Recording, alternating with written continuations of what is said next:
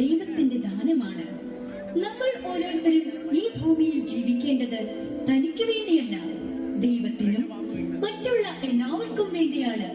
സ്വാർത്ഥതയുടെയും അഹങ്കാരത്തിന്റെയും സുഗന്ധയുടെയുള്ള യാത്രയുടെയും അവസാനം നമ്മെ എത്തിക്കുന്നത് നാശത്തിന്റെ പടുകുഴിയിലാണ്. അനേകം നൂറ്റാണ്ടുകൾക്ക് മുൻപ് ദൈവത്തിന്റെ ജീവിതം ബലിയായി അർപ്പിച്ച ഒരു പിതാവിനെ നമുക്കിന്ന് കണ്ടുമുട്ടാം.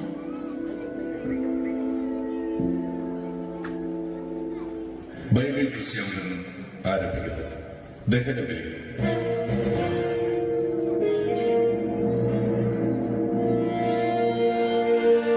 വാർദ്ധക്യത്തിൽ അബ്രഹാമിനും സാറായ്ക്കും ദൈവം കനിഞ്ഞു നൽകിയ മകൻ ഇസഹാക്ക്. 100 വയസ്സ് കഴിഞ്ഞ അബ്രഹാമിനും 90 വയസ്സ് കഴിഞ്ഞ സാറായ്ക്കും പിറന്ന പൊന്നോമനാണ് ഇസഹാക്ക്. അവരുടെ ജീവിതത്തിന്റെ സന്തോഷത്തിലേക്ക്, അബ്രഹാമിന്റെ വിശ്വാസത്തിലേക്ക്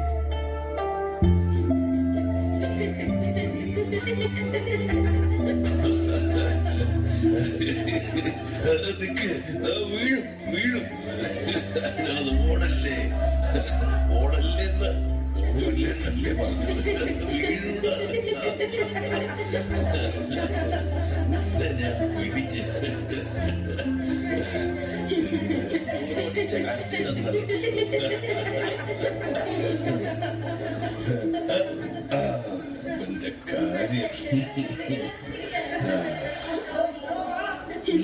മോനെ ഓടല്ലേ, വീഴും.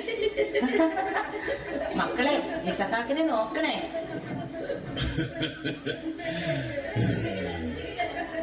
വാർദ്ധക്യത്തിൽ ദൈവം നമ്മോട് കാണിച്ച കരുണ.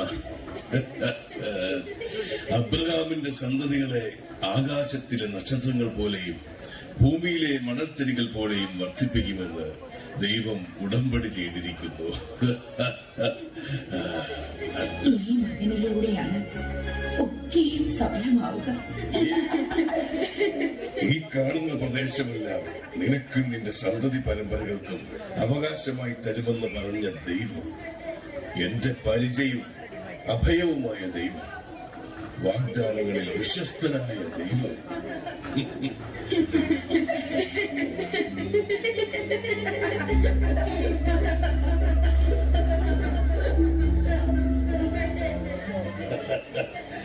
സാറ നോക്കൂ, നമ്മുടെ പൊന്നോമന മകൻ അവന്റെ ചങ്ങാതിമാരോടൊപ്പം.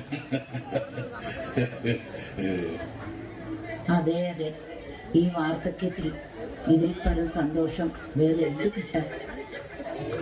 മതി മതി കളിച്ചത്, ഞാൻ കഴിക്കാൻ എന്തെങ്കിലും എടുത്തോണ്ട് വരാം. അത് ശരിയാ, ഞാൻ ഒന്ന് വിശ്രമിക്കട്ടെ.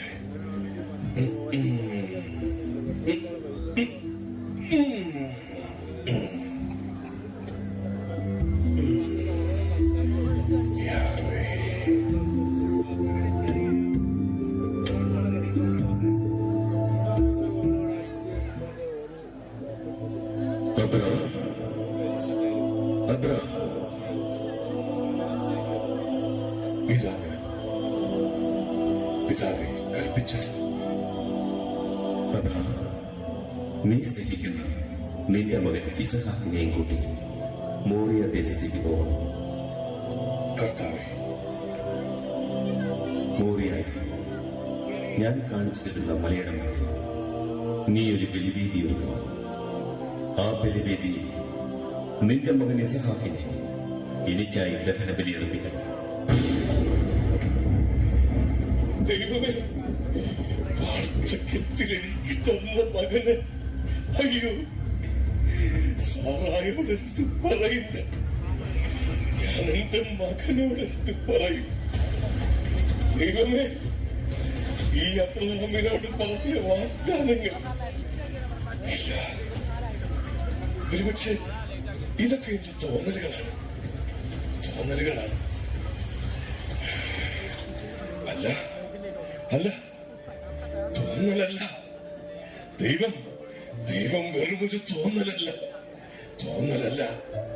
ഞാൻ കണ്ടറിയുന്ന, ഞാൻ അനുഭവിക്കുന്ന സത്യമാണ് ദൈവം. ഈ നിമിഷങ്ങളിൽ ഞാൻ എന്താണ് ചെയ്യേണ്ടത്? ഞാൻ എന്റെ മകനെയും കൊണ്ട് എവിടെയെങ്കിലും ഒളിച്ചോടിയ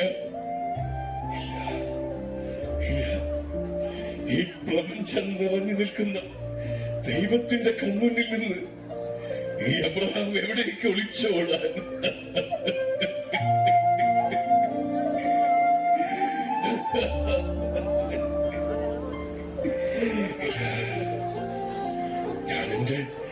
ഞാൻ എന്റെ ദൈവത്തെ അനുസരിക്കുന്നു. ഞാൻ എന്റെ ദൈവത്തെ അനുസരിക്കുന്നു.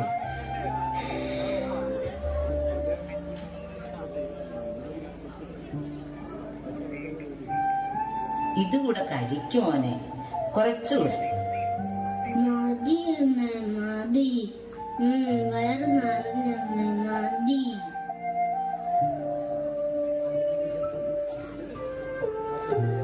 ഈ അവസാന കാലത്ത് ദൈവം തന്ന സന്തോഷം ഇനി ഒരിക്കലും ഉണ്ടാവില്ലെന്ന് ഇവളോട് എങ്ങനെ പറയും? നീ മുലയൂട്ടി വളർത്തിയ, നിന്റെ വിരൽത്തുമ്പിൽ പിടിച്ച് പിച്ച വെച്ച പൊന്നോമൻ മകൻ നാളെ മുതൽ നമ്മളോടൊപ്പം ഉണ്ടാവില്ലെന്ന് ഇവളോട് എങ്ങനെ പറയും? ദൈവമേ,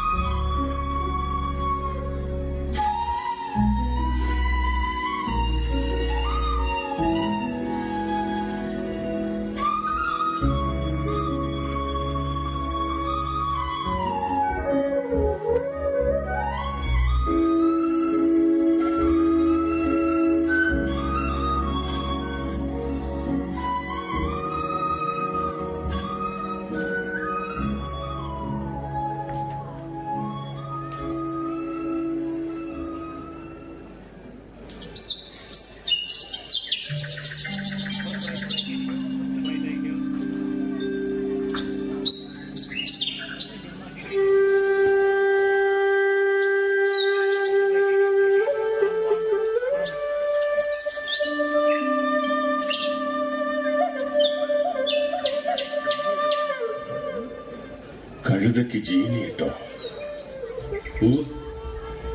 വെളിക്കുള്ള മൃഗം എടുത്തു വയ്ക്കണം. യാത്രയ്ക്ക് തയ്യാറായിക്കൊള്ളുക. ഞങ്ങളിതാ വരുന്നു.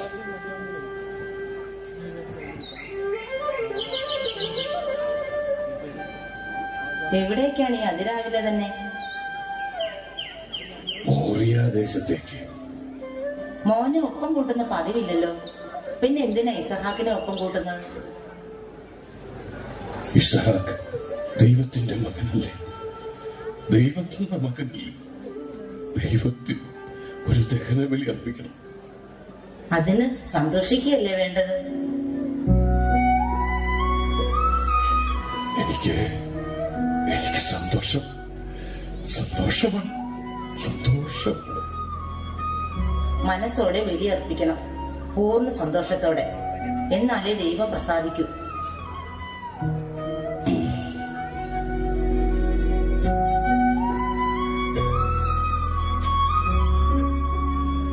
പോകാം. അതിനു മുമ്പ് അമ്മയ്ക്കൊരു മൊത്തം കൊടുത്തേക്ക്.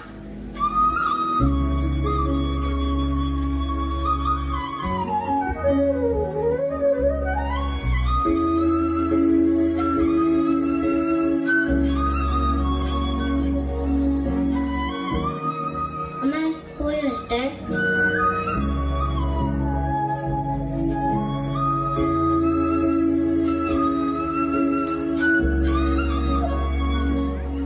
മോനെ, അപ്പന്റെ കൈ പിടിച്ചോണം. ദൈവത്തിന് ബലിയർപ്പിക്കുമ്പോൾ നന്നായി പ്രാർത്ഥിക്കണം. കനിവിന്റെ നിധി പേടകത്തിൽ നിന്നും അനുഗ്രഹങ്ങൾ വാരി കോരി തരണേന്ന്, കൂട്ടിന് മാലാഖമാരുണ്ടാകണേന്ന്. ശരി അമ്മ. ദേ, മോനെ സൂക്ഷിക്കണേ. ഇതുവരെ അവൻ ദൂരെ എങ്ങും പോയിട്ടില്ലാത്തതാ. വേഗം മടങ്ങി വരണം. എനിക്ക് ഇവനെ പിരിഞ്ഞിരിക്കാൻ കഴിയില്ലെന്ന് അറിയാലോ.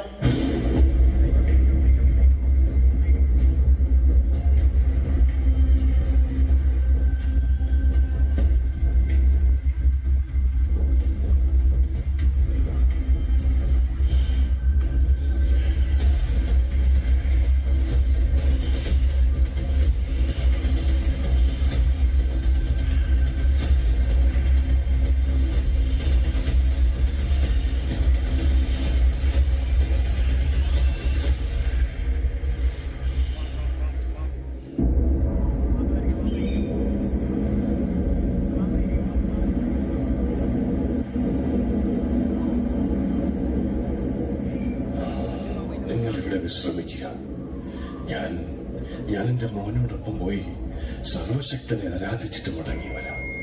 ശരി അച്ഛാ.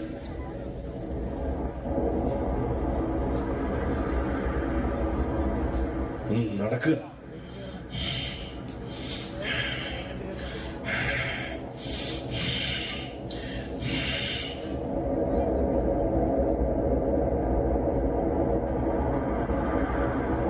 പപ്പ, നമ്മളൊരു കാര്യം പറഞ്ഞു. എന്താ? വെളിക്കുള്ള തീയും വിറകും എടുത്തപ്പോൾ കുഞ്ഞാടന് മാത്രം കരുതിയില്ല. വെളിക്കുള്ള കുഞ്ഞാടിനെ ദൈവം തരും.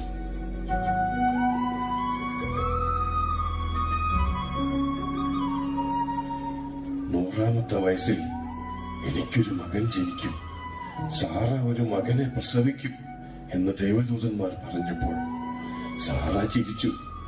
ഞാനും വിശ്വസിച്ചില്ല. പക്ഷേ ദൈവം വാക്ക് പാലിച്ചു. അവിടത്തേക്ക് അസാധ്യമായിട്ട് ഈ ലോകത്ത് എന്താണുള്ളത്? നീ അബ്രഹാമിന്റെയും സാറായുടെയും മകനല്ല, ദൈവത്തിന്റെ പുത്രനാണ്. അബ്രഹാം പേരാന്റെ മകനല്ല, ദൈവത്തിൻ്റെതാണ്. ഈ ലോകവും അതിലെ സമസ്ത ജീവജാലങ്ങളും ദൈവത്തിൻ്റെതാണ്. മനസ്സിലാകുന്നുണ്ടോ മോനെ? അപ്പോ ഇസഹാക്കിന്റെ അവകാശി ആരാണ്? ദൈവം. ആ ദൈവം നിന്നെ തിരികെ ചോദിച്ചാൽ അപ്പ, എന്താ അപ്പ?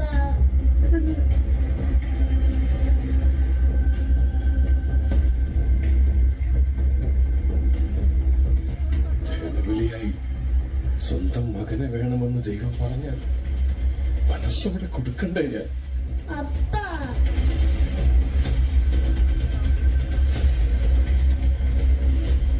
കർത്താവേ, ഇതാ ഞാൻ ദഹനബലിയായി എന്റെ മകനെ അങ്ങേക്ക് സമർപ്പിക്കുന്നു.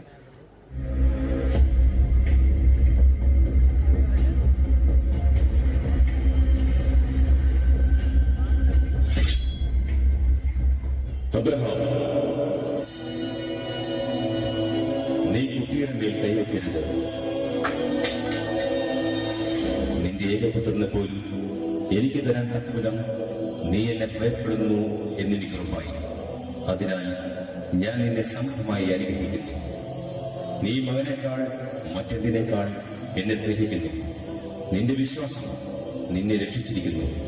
ലോകാവസാനം വരെ നീ സ്മരിക്കപ്പെടുന്നു.